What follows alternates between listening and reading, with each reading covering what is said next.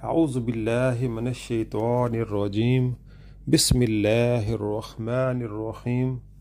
حضرت عبداللہ بن عمر رضی اللہ تعالی عنہ بیان کرتے ہیں، رسول اللہ صلی اللہ علیہ وآلہ وسلم باہر تشریف لائے تو آپ صلی اللہ علیہ وآلہ وسلم کے ہاتھوں میں 2 کتابیں تھیں۔ آپ نے فرمایا، کیا تم جانتے ہو کہ یہ 2 کتابیں کیا ہیں؟ ہم نے عرض کیا، اللہ کے رسول جب تک آپ نہ بتائیں ہم نہیں جانتے۔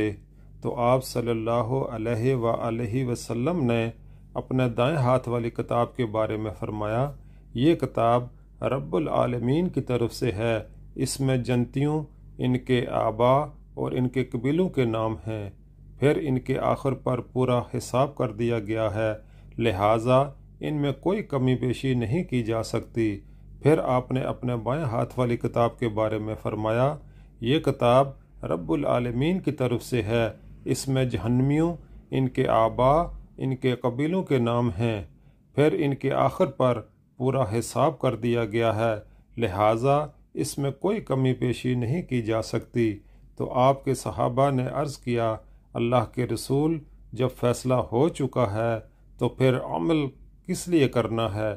آپ صلی اللہ علیہ وآلہ وسلم نے فرمایا، میانہ روی سے درست اعمال کرتے رہو، کیونکہ جنتی شخص سے آخری امر جنتیوں والا کرایا جائے گا، اگرچہ پہلے اس نے کیسے بھی عمل کیے ہوں، اور جہنمی سے آخری عمل جہنمیوں والا کرایا جائے گا، خواہ اس سے پہلے اس نے کیسے بھی عمل کیے ہوں۔